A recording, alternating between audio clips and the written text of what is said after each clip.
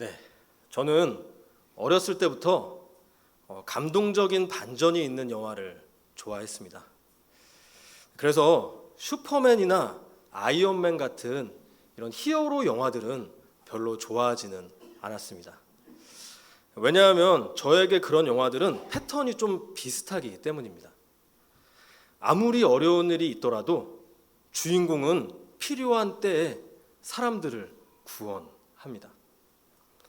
그런 슈퍼맨 영화 중에 기억에 남는 한 장면이 있는데요. 악당들이 높은 계곡 철길을 끊어놨습니다.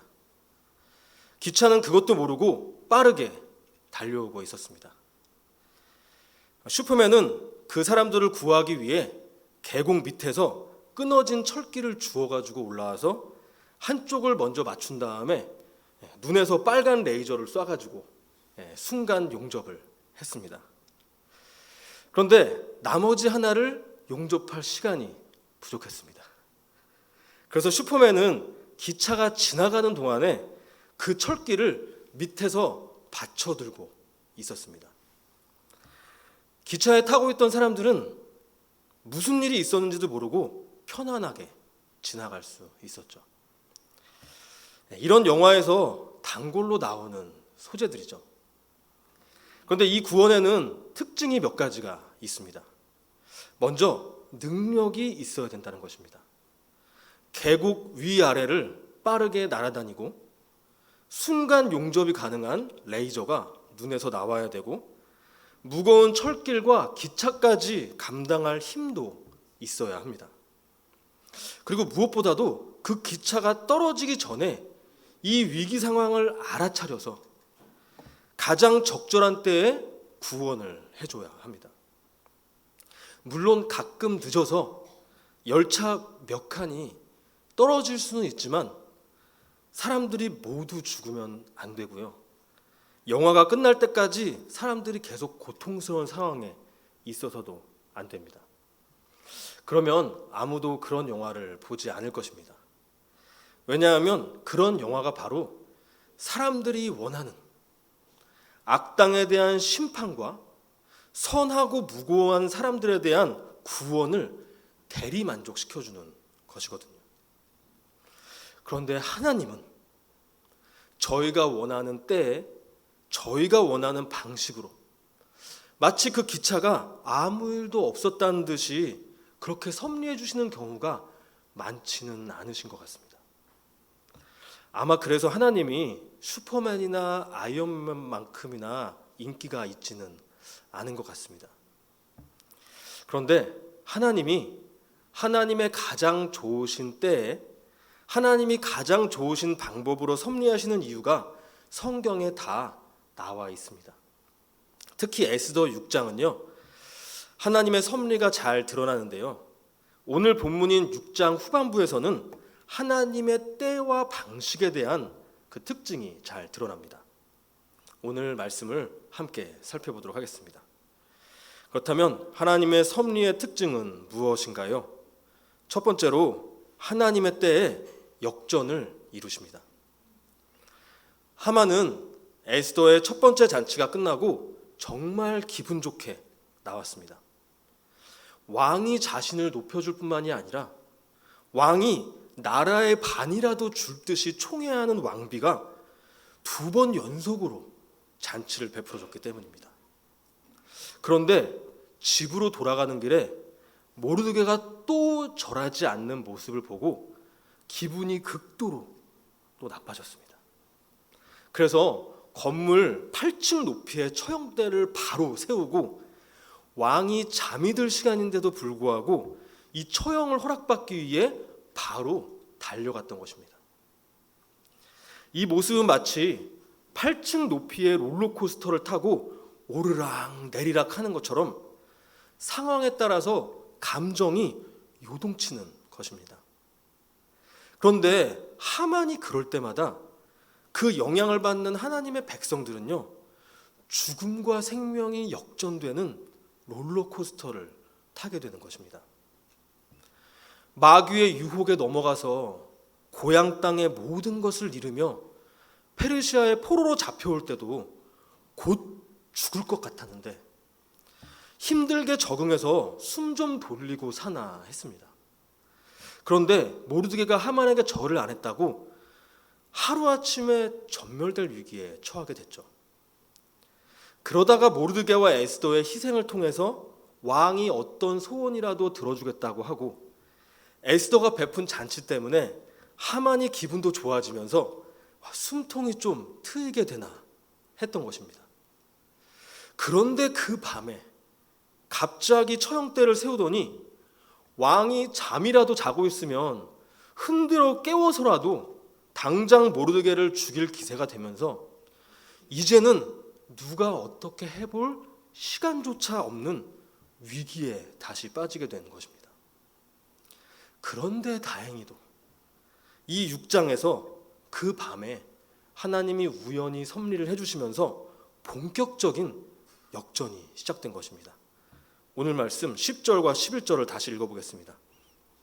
이에 왕이 하만에게 이르되 너는 내 말대로 속히 왕복과 말을 가져다가 대궐 문 앉은 유다 사람 모르드게에게 행하되 무릇 내가 말한 것에서 조금도 빠짐없이 하라.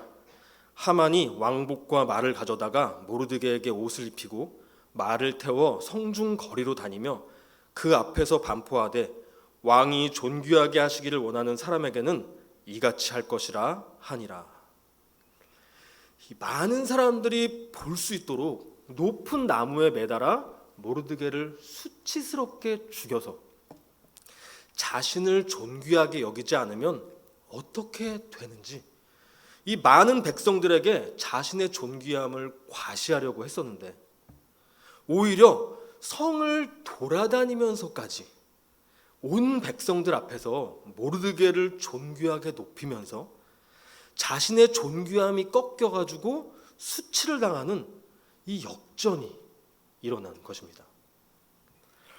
이렇게 요동치는 하만이든 그 요동을 받는 백성들이든 오르락 내리락 엎치락 뒤치락 죽느냐 사느냐 하는 이 모습은 저희의 삶의 모습과 다르지가 않습니다. 여러분들도 이렇게 한치 앞도 알 수 없는 요동치는 삶도 경험해 보셨을 것이고요. 거기서 역전을 이루시는 하나님을 경험해 보시기도 하셨을 것입니다. 그런데 저희는 여기서 두 가지 의문을 가질 수밖에 없습니다. 첫 번째는 하나님은 온 세상을 창조해 주신 능력의 하나님이신데 꼭 이렇게 간당간당하게 역전승을 하셔야 되시는 것일까요? 마귀 정도는 뭘 시작도 하기 전에 한마디 말씀만으로 짜부라뜨리실 수 있는 거 아니실까요? 그리고 두 번째 의문은 아무리 역전승을 좋아하신다고 할지라도 마치 9회 말 투아웃에 끝내기 역전을 하듯이 이렇게 죽기 직전까지 다 가가지고 힘들게 역전을 해주시는 이유가 무엇일까요? 아니 축구나 야구 같은 운동 경기는 역전승이 재미도 있고 여운도 오래 남습니다. 아무리 내가 응원하는 팀이라도 너무 잘해서 쉽게 계속 이기면요 재미가 없어가지고 다른 팀 경기 보면서 응원을 해준다고 합니다. 얼마 전에 어떤 청년이 응원하는 이 야구팀이 6대 0으로 지고 있었는데요. 마지막에 6대 6이 됐는데도 자기 팀이 이긴 것처럼 기뻤다고 하더라고요. 그게 너무 기뻐서 저한테까지 얘기를 해줬던 거예요. 그런데요, 이게 누군가의 생사가 달린 전쟁이라면 막 낙동강 끝자락까지 밀려서 많은 군인들이 희생되고 또 점령당한 곳에서 무고한 민간인들이 참사를 겪는다면 아무리 거기서 인천 상륙작전으로 통쾌한 역전을 하더라도 그 상륙 과정에서도 너무나 많은 희생이 있는 거고요. 그래서 다시는 그런 일이 있으면 안 된다고 생각을 하게 됩니다. 마찬가지로 이 역전이 저희의 삶에서 일어난다고 하면요, 그 모든 과정이 지나서 내 믿음이 성장하고 역전의 하나님께 감사하고 찬양을 한다고 할지라도 그 끝이 보이지 않는 터널 속으로, 고통스러웠던 그 현장 앞으로 다시 돌아가고 싶지 않은 것이 솔직한 심정입니다. 그런데 왜 하나님은 슈퍼맨보다도 놀라운 능력을 가지고 계신데도 그렇게 거의 죽을 것 같을 때가 돼서야 개입하셔서 꼭 역전을 이루시는 것일까요? 인생 역전을 그렇게 즐기시는 분이실까요? 아닙니다.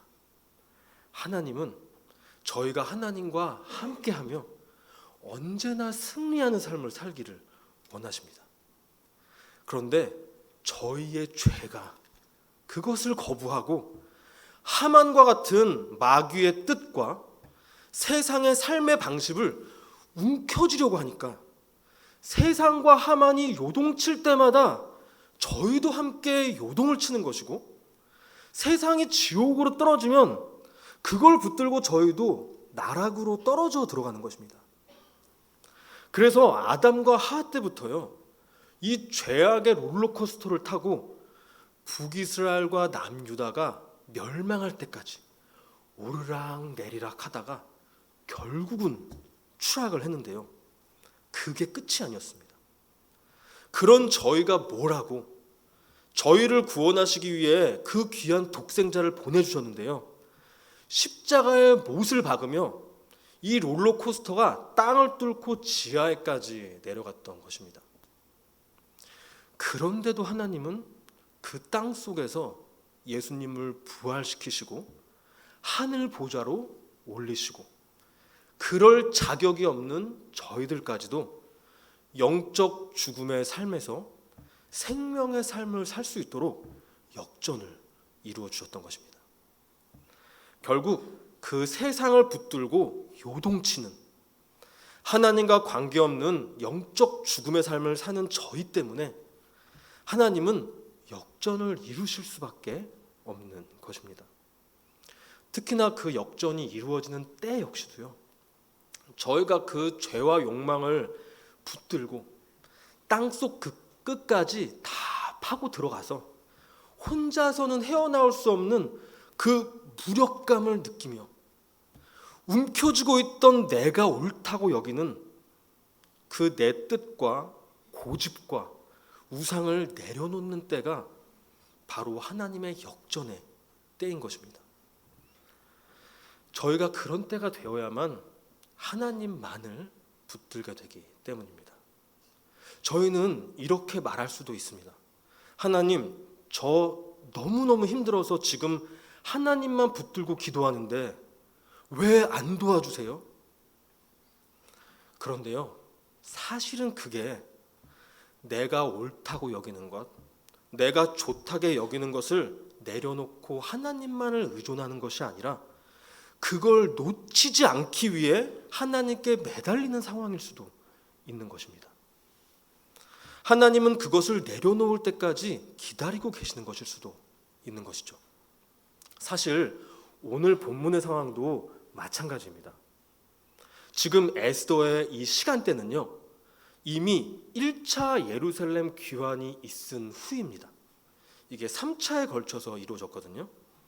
사실 그 1차 때도 하나님의 정말 놀라운 섭리로 망하지 않을 것 같던 바벨론이 망해서 페르시아가 세워지고, 또 이 페르시아의 이방인에 대한 이 억압 정책이 유화 정책으로 바뀌면서 그때 당시에 모든 유다인들의 귀환을 허락했었습니다.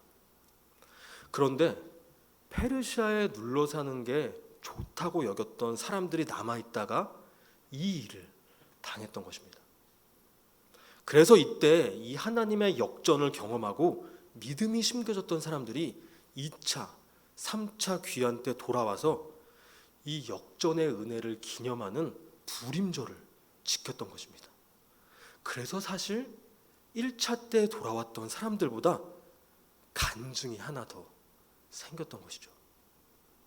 결국 저희가 얼마나 내가 죄인 중에 괴수인지를 인정하게 될수록, 그래서 내가 붙들던 세상의 것들과 내가 옳다고 여기던 것들을 내려놓게 될수록 하나님이 왜 역전을 이루시는지에 대한 오해가 풀리게 되는 것입니다.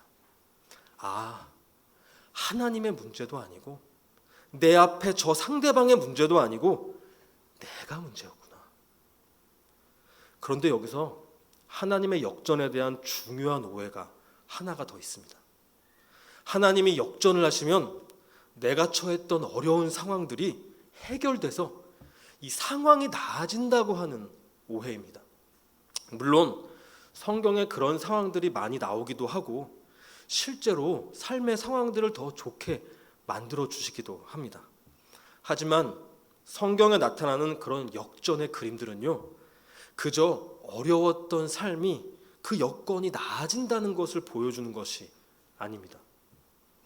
오늘 말씀에서처럼 하나님의 역전이란 마귀의 뜻과 세상의 가치와 세상의 삶의 방식을 존귀하게 여기며 그것을 움켜쥐며 요동치며 살던 백성들에게 그런 삶이 오히려 수치스러운 삶이고 하나님을 존귀하게 여기는 삶이 오히려 존귀한 삶이다 라는 그 진리를 드러내 주시는 것을 하나님의 역전이라고 하는 것입니다.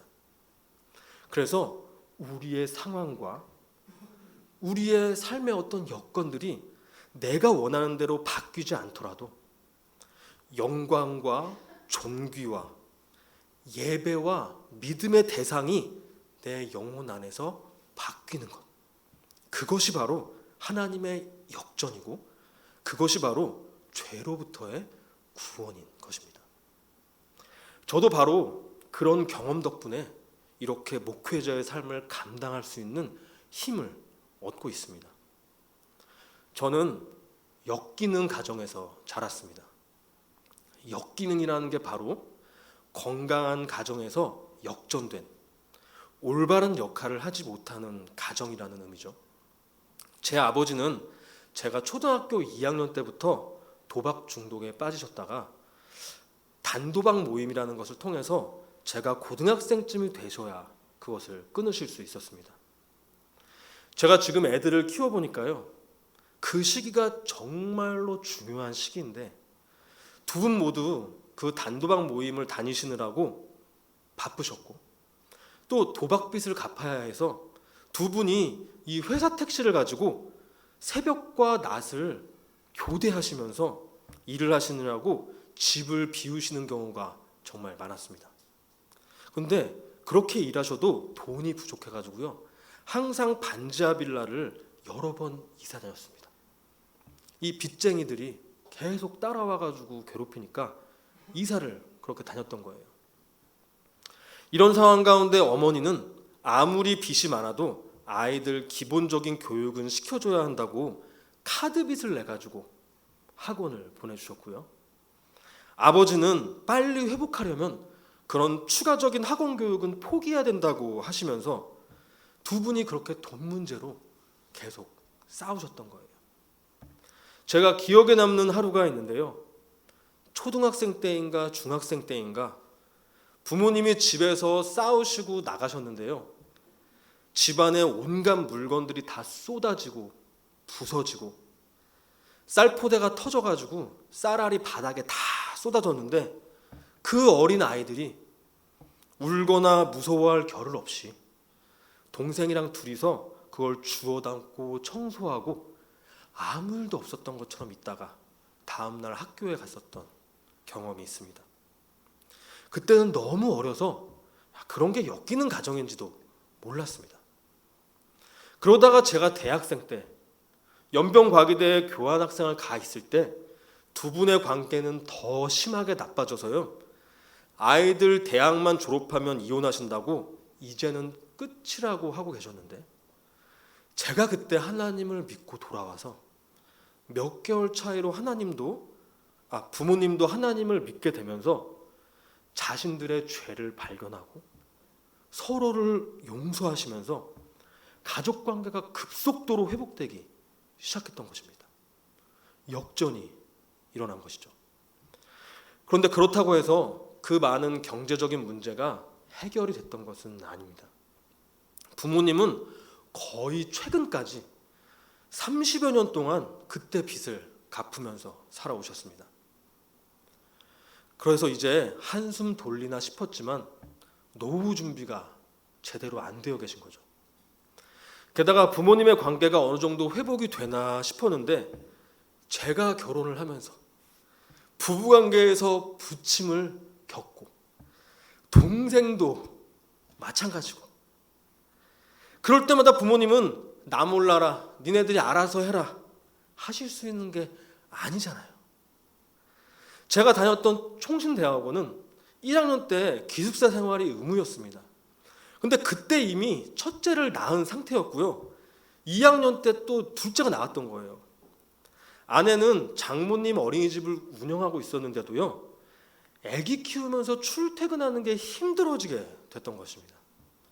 그러면 자연스럽게 부부관계의 긴장이 높아지면서 전쟁이 일어나게 되는 거죠. 그러니까 제 어머니가 그 연세에 보육교사 자격증을 따셔가지고요. 교사도 해주시고 애들 급식도 만들어주시면서 몇 년 동안 주인처럼 관리를 해주셨습니다. 그리고 제 동생 카페를 차리면 그 빵 만들 여러 가지 가루들 이 마스크 같은 거를 이렇게 쓰시고 다 소분해 주시고 쌀국수집을 차리면 야채 손질에 국수 다 말아주시고 주말에는 저희 아버지가 애들 다 봐주시고 택시로 어머니랑 동생 가게로 출퇴근 다 시켜주시고 인생이 조금 풀리나 싶으면 또 다른 일들이 생기고 오르락 내리락 엎치락 뒤치락 그런데 어머니가 체력이 저랑 똑같으셔가지고요 엄청 약하시거든요. 그래서 제가 어떻게 버티시냐고 최근에도 제가 여쭤봤는데요. 항상 내가 예수님을 믿어서 이렇게 살 수 있다고 대답을 해주십니다. 그리고 저희 어머니가 저희를 위해서만도 그렇게 바쁘신데요. 시댁, 친정 가족들 전도를 위해서 어려움 있을 때마다 섬기러 다니시고 주변에 불신자 친구들뿐만이 아니라 어머니보다 훨씬 더 먼저 믿고 교회 다녔던 친구들 전화로 신앙상담 해주시고 같이 성경 통독하시고 거의 뭐 선교사님 부모님을 두고 있는 것 같습니다. 제가 먼저 믿었는데 여러분 제가 이렇게 목회를 하고 제 가정의 안정을 지키는 데 있어서 부모님의 그 모습이 엄청난 역할을 합니다. 아마 부모님 두 분이 그때 믿지 못하시고 아직까지 관계가 불안정해졌다면 저 역시도 거기에 신경을 쓰고 스트레스가 쌓이면서 제 부부와 부부관계와 가정 그리고 목회까지 분명히 영향을 미쳤을 것입니다. 사실 저는 목회를 이어가기 어려웠을 거라고 생각이 듭니다. 왜냐하면 부모님이 그렇게 안정적이셨는데도 진짜 위태위태롭게 이 자리까지 오게 됐던 것이었거든요. 그래서 그때 저희 부모님이 몇 달 차이로 하나님을 믿고 서로가 회복되고 그 인생의 여러 어려움들 속에서도 믿음을 잃지 않고 예수님 덕분에 내가 산다라고 하는 그 고백이 있는 선교자적 삶이 바로 저를 목회자로 세워주시는 기도 그 자체였던 것입니다. 그것이 바로 하나님의 역전입니다. 정말 끝이라고 생각했던 그때에 자기중심성을 내려놓고 하나님을 최고의 대상으로 여기게 되는 것. 그래서 내 인생의 상황이 그닥 나아진 것이 없고 여전히 오르락내리락하고 내 노후도 불안하지만 믿음으로 그 삶들을 의미 있게 살아가는 그 모습. 내 삶의 목적과 예배의 대상, 내 정체성과 삶의 모습이 뒤집어지는 그것. 저는 부모님의 그 고된 삶을 보면서요. 하나님, 제 부모님 저렇게 열심히 사시는데 이제 좀 편하게 해주시지 않으시는 거예요? 라고 기도한 적이 없습니다. 불효자라서가 그런 게 아니에요. 그 고난 가운데에서도 역전을 이루시며 부모님뿐만이 아니라 제 믿음도 성장시켜 주시고 공고히 해주시는 하나님께 그저 감사 기도를 할 뿐입니다. 그 그 덕분에 저는 엮이는 가정의 자녀에서 하나님의 역전을 경험한 자녀가 될 수가 있었거든요. 초등학교 2학년 그리고 그 중학생 시절을 보냈던 그 아이가 그런 어려움 경험하지 않았으면 더 좋지 않았을까 라는 생각이 드실 수도 있겠지만요, 사실 그 역전의 경험 때문에 이 말씀에 담긴 하나님의 섭리를 살아있는 진리로 받아들이고 그것을 신뢰하는데 더 큰 도움이 되고 있습니다. 그런데요, 저는 지금 제 부모님 얘기를 했지만요, 사실 이 이야기는요, 여기에 계신 자녀를 다 키워내신 이 부모님들과 또 이제 자녀를 키워내고 계신 이 부모님들의 이야기입니다. 너무나 고생을 하셨고 지금도 고생을 많이 하고 계십니다. 그런데요, 하나님이 가장 좋은 때에 역전을 이루어 주신다는 거는요, 나 이제 고생 많이 했으니까 이제 고생 좀 그만하고 내가 원하는 가장 빠른 때에 편하게 쉬면서 좀 노후를 보내자 하는 게 아닙니다. 지금도 여전히 변하지 않는 상황 속에 있을지라도 거기에서 요동하지 않으시고 내가 영광스럽게 여기던 세상 것들을 점점 더 내려놓으시며 하나님을 내 인생 가운데 가장 존귀한 곳에 올려드리는 삶을 살고 계시다면요, 하나님이 지금 가장 적절한 때에 가장 적절한 역전을 이루어줘 주고 계신 것입니다. 혹시라도 여러분들의 지나간 인생 가운데 그런 하나님의 섭리를 오해하셔서 그 은혜를 놓치셨던 때가 있으시다면요, 그때를 회상하시며 하나님을 더욱 사랑하게 되시고 지금 이 순간에도 섭리하시는 그 하나님을 발견해 나가실 수 있는 저와 여러분들이 되시기를 바랍니다. 두 번째로 하나님의 섭리의 특징은 무엇인가요? 하나님의 때를 예언하십니다. 12절 말씀을 읽어보겠습니다.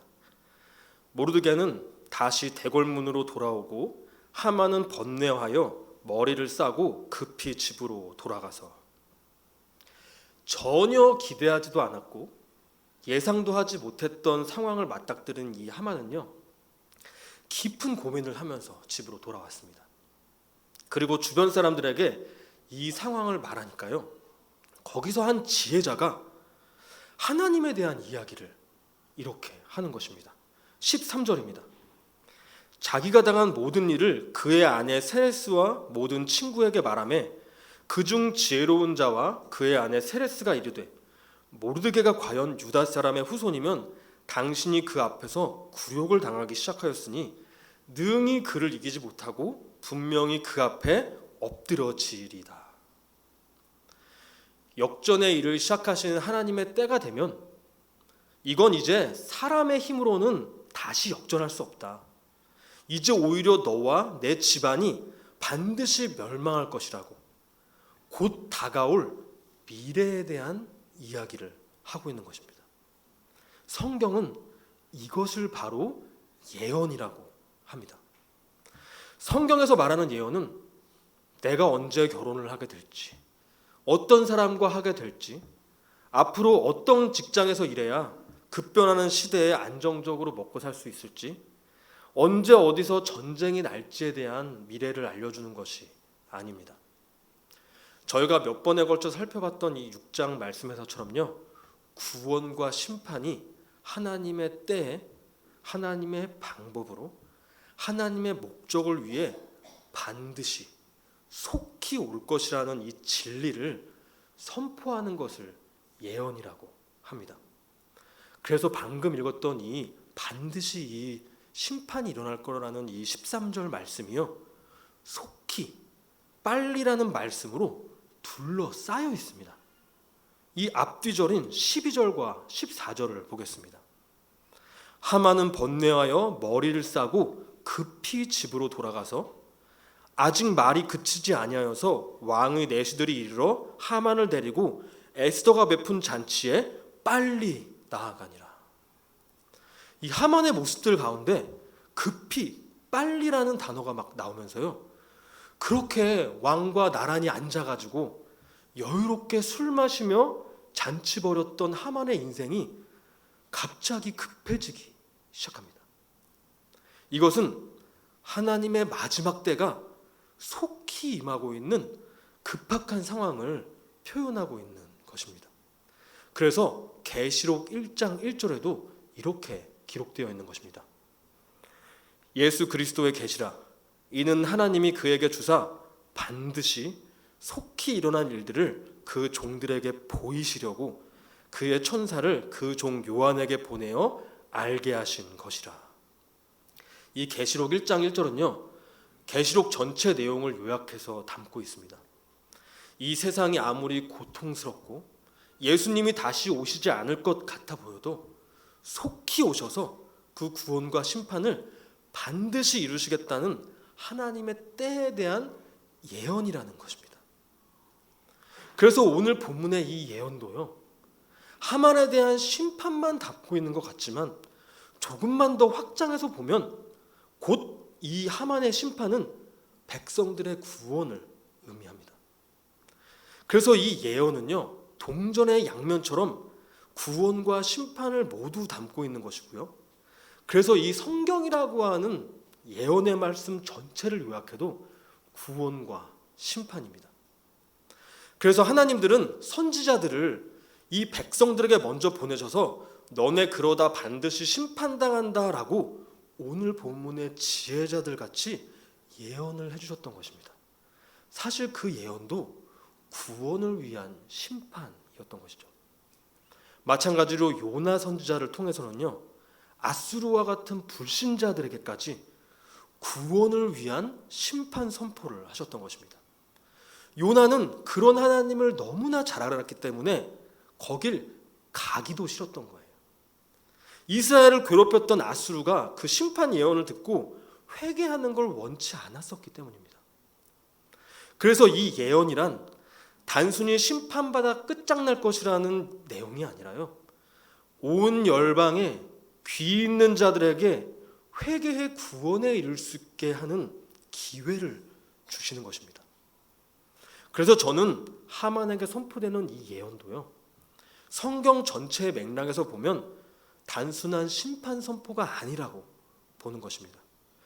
특히 이 예언이요, 에스더가 하만에게 베푼 두 번의 잔치 중심에 선포가 되면서요, 이 잔치 역시도 하만을 속이고 교만하게 하기 위한 그런 전략이 아니라 하만이 대표하고 있는 세상을 붙들고 요동치며 사는 모든 사람들에게 회개의 기회를 베푸는 잔치라고 보는 것입니다. 이 열방에 회개의 기회를 담은 이 예언을 선포하는 삶이 잔치를 베푸는 삶이라는 것입니다.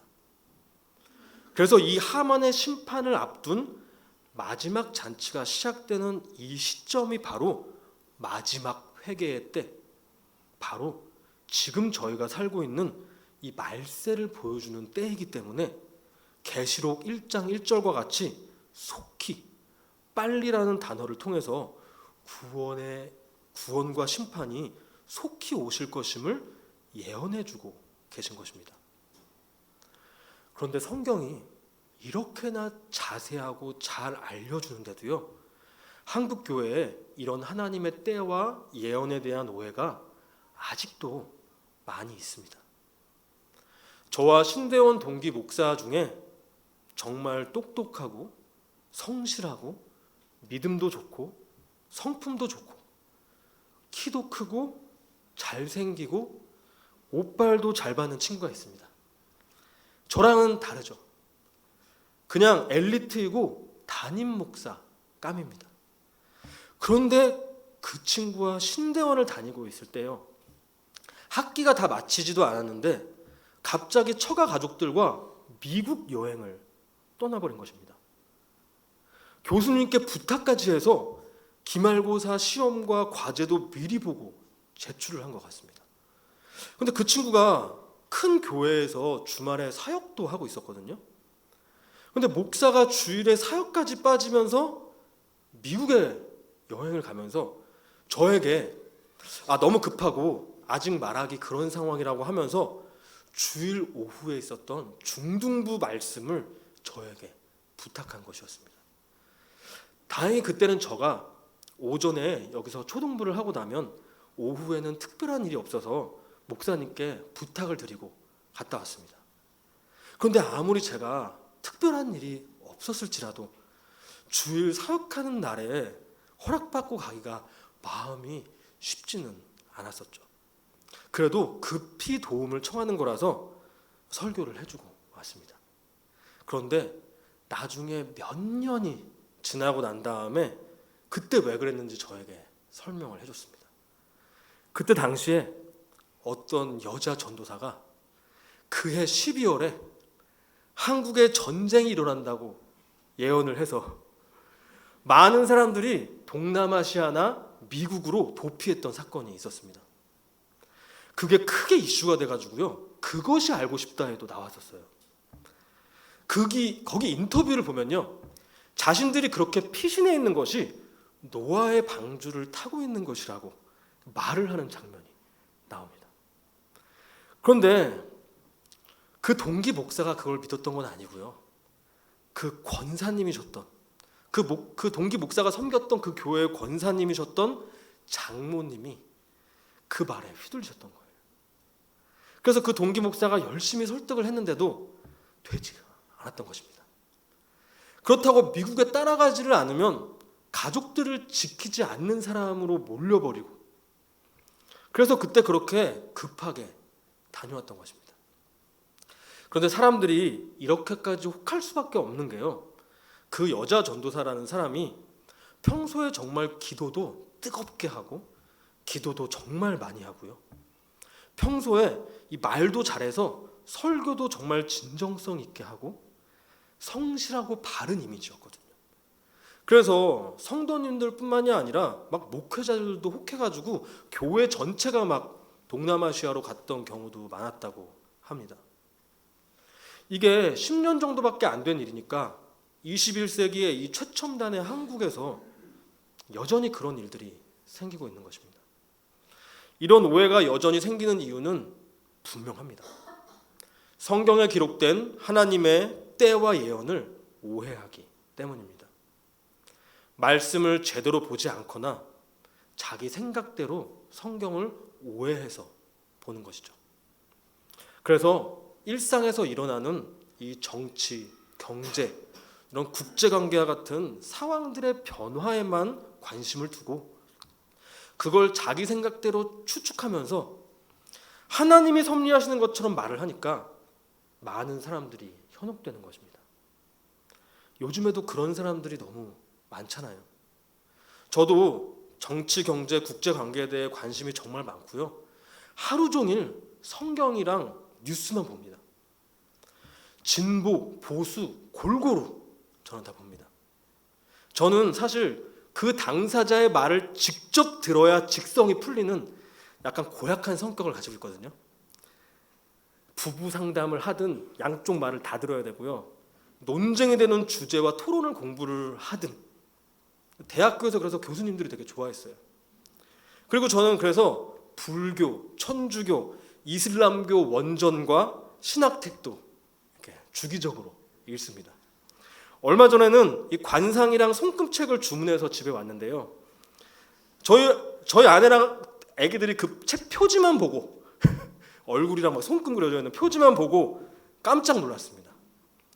다음 설교에 이 점술에 대해 나오는데요, 제가 관상이랑 손금 본 지 너무 오래돼가지고 까먹어가지고 그 느낌을 좀 살리려고 책을 좀 샀거든요. 그런데 저도 아무것도 아니지만 그런 제가 내린 결론은요, 정치, 경제, 국제관계를 잘 파악하고 예측할 수 있는 전문가는 있을 수 있지만 그 가운데 하나님이 그걸 어떤 방식으로 사용할지에 대해서 당장에 알 수 있는 사람은 없다는 것입니다. 시간이 많이 지나고 나서 조심스럽게 되돌아보며 하나님이 그때 그렇게 일하셨구나, 하나님이 그때 함께 해주셨구나 하는 그 손길을 느낄 수 있을 뿐입니다. 과거의 독일의 기독교가 히틀러와 나치당을 암묵적으로 아니면 적극적으로 지지를 많이 했다고 합니다. 무너졌던 국격을 일으키고 경제를 살리고 기독교를 무시했었던 그 유대인들과 또 독일이 1차 세계대전을 일으켰다고 막 힘들게 하는 그 유럽 국가들을 심판하는 하나님의 도구라고 생각을 했기 때문입니다. 물론 히틀러와 나치당에 저항하는 기독교도 있었지만 극소수였다고 합니다. 최근이 돼서야 그 연구 결과들이 막 나오고 있다고 해요. 독일 신학자들 진짜 똑똑하거든요. 그런데도 동시대에는 그걸 판단하기가 어려웠던 것입니다. 그 똑똑한 사람들도 그런데 저희가 무엇을 안다고 확신에 차가지고 하나님이 지금 이렇게 하고 계신다고 말을 할 수가 있을까요? 교인들이 싸우고 떠날까 봐 무서워서 얘기를 못하는 게 아닙니다. 겸손해야 하는 영역이기 때문입니다. 이 하나님의 섭리를 동시대에 발견한다는 것이요. 하나님은 분명히 일상생활 속에 정치, 경제, 사회, 국제 정세에 이 우연한 상황들을 통해서 분명히 섭리하고 계십니다. 하지만 그것만 가지고는 하나님의 섭리인지 아닌지 분간할 수 없고 그 목적과 방법과 때를 오해할 수밖에 없습니다. 저희에게 이미 주어진 이 말씀으로 저희의 삶을 겸손하고 조심스럽게 비추어 볼 때 저희의 삶 가운데 우연히 섭리하시는 이 하나님의 때와 예언을 바르게 이해할 수 있는 것입니다. 말씀을 통해 보셨듯이 하나님의 때에 대한 예언은 몇 날, 몇 시가 아니라 반드시 속히 두 가지 뿐이고요. 이 예언의 내용도 3차 세계대전이 언제 어떻게 어떤 나라들 때문에 일어날 것이냐에 대한 게 아니라 구원과 심판에 대한 내용뿐입니다. 요즘 온 세상이 싱숭생숭합니다. 2차 세계대전과 한국전쟁, 베트남 전쟁 이후로 잠시 있었던 평화의 시기가 흔들리고 있고 3차 세계대전이 일어날 거란 말이 심심치 않게 들리고 있죠. 특히 이것이 중국과 북한과 러시아라고 하는 저희와 가까운 곳에서 불안이 싹트고 있습니다. 이럴 때일수록 사람들을 혼란에 빠뜨리게 하는 무리들이 활발하게 활동할 것입니다. 거기에 휘둘리면요, 나와 이웃의 삶이 요동을 칩니다. 성도 여러분들께서는 반드시 속히 외에는 하나님의 다른 때에 대한 예언이 없다는 것을 기억하시고 이런 때일수록 이 예언의 말씀을 나에게 비춰 회개와 구원의 소망을 하시길 바랍니다. 뿐만 아니라 이 견고한 하늘의 것을 붙들지 못하고 이렇게 불안과 두려움이 가득한 세상을 붙들고 요동하는 사람들에게 이 올바른 예언을 선포하며 잔치를 베푸시며 선교자적 삶을 사시는 저와 여러분들이 되시기를 바랍니다.